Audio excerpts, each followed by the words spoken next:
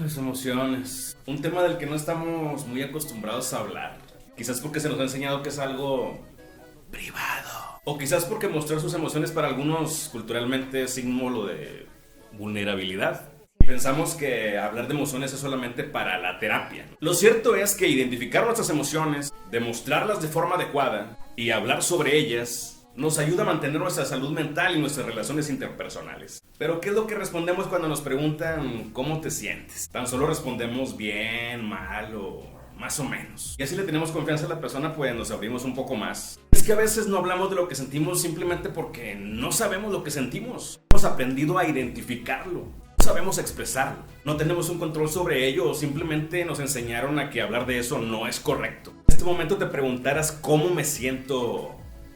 ¿Qué te responderías? Pero a ver, calmantes montes, alicantes pintos. Como dijera Jack el Destripador, vámonos por partes. Primero veamos qué son las emociones. Humberto Maturana menciona que se cree que lo que nos da humanidad y nos distingue de otros animales es la racionalidad. Sin embargo, el definirnos exclusivamente como seres racionales tiene una cultura que desvaloriza las emociones y no nos permite ver el entrelazamiento cotidiano entre la razón y la emoción y en nuestro vivir humano.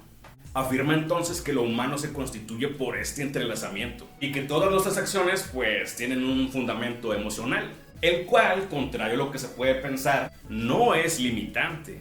Conocer y reconocer la base emocional de nuestro actuar nos abre posibilidades de acción y comunicación que pueden enriquecer nuestro estar en el mundo. Por otro lado, Paul Ekman concibe las emociones como un proceso, un tipo muy particular de apreciación que se da de manera automática y que es influenciada por nuestro pasado evolutivo y personal, en la que percibimos que algo importante para nuestro bienestar está ocurriendo, por lo que se activa un conjunto de cambios psicológicos y conductas emocionales para afrontar la situación. En otras palabras, nos preparan para lidiar con situaciones importantes sin siquiera tener que pensarlo. Se da de forma espontánea. Que significa que no escogemos sentirlas, solo suceden automáticamente.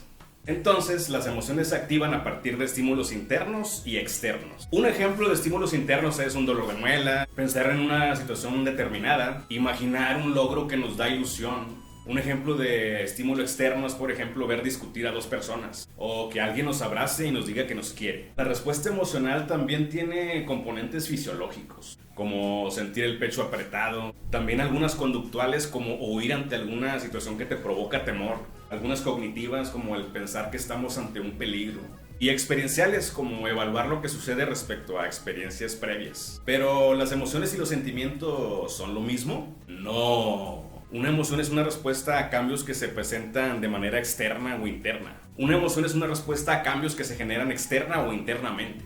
Y cuando hablamos de sentimientos nos referimos a la toma de conciencia de la emoción. Los sentimientos son dirigidos hacia una persona, hacia un objeto. Por ejemplo, sentimos amor por una persona, sentimos rabia por otras, algunos nos caen gordo, incluso pérdidas por algún objeto con valor sentimental. Mamá, ¿no has visto mi guitarra? Ah, sí, la vendí. Mamá, ¿por qué hizo eso? Es un regalo que me dio mi papá cuando salí del kinder. Al cabo nunca aprendiste a tocarla. Algunos ejemplos de sentimientos son: amor romántico, Profesor Girafales. Doña Florinda.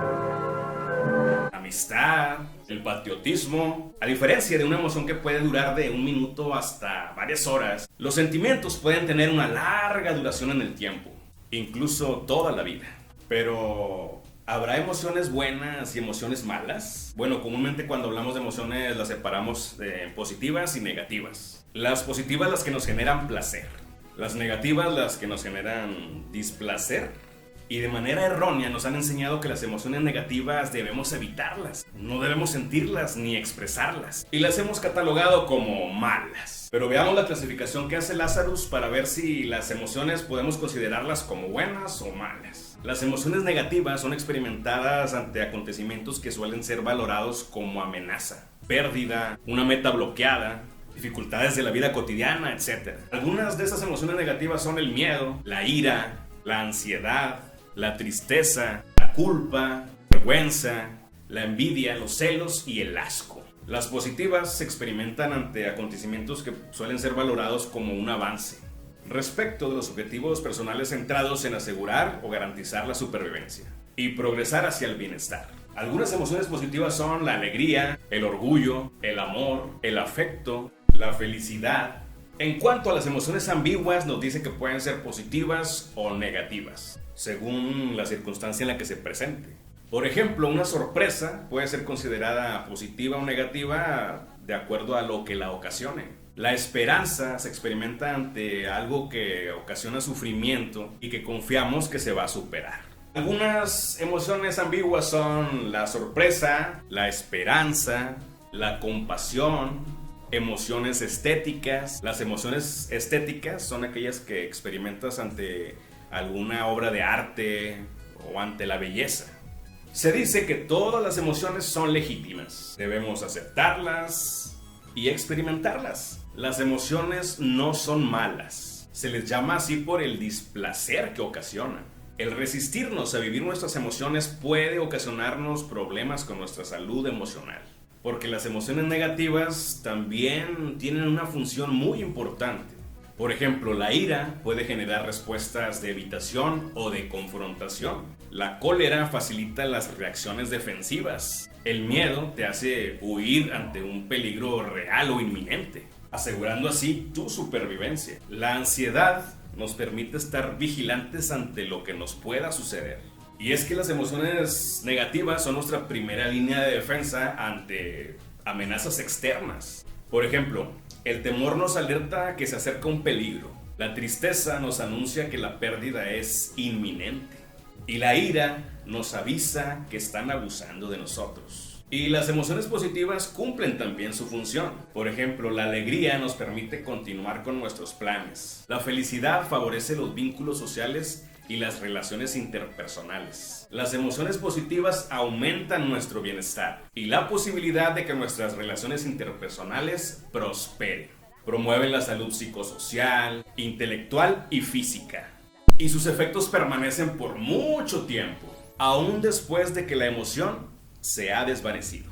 Favorecen la regulación del comportamiento futuro en las personas y son un elemento clave en la autorregulación de las emociones. Ahora, el hecho de que tengas muchas emociones positivas en tu vida no significa que no vayas a sentir en algún momento tristeza. La vida no está hecha de blancos y negros. Más bien contempla una amplia gama de colores y claroscuros, que en ocasiones nos permite sentir alegría, amor, orgullo, y en otras ocasiones descontento, enojo. La clave está en no evitarlas, es decir, permitirnos vivir, identificar y expresar estas emociones y poder llegar a un estado de plenitud que nos permite elegir, aceptar y comprometernos con nuestra realidad y con nuestro entorno tal cual es. El psicólogo Paul Ekman, después de años de investigación, llegó a la conclusión de que las personas experimentamos 6 emociones universales. Las emociones universales de Ekman.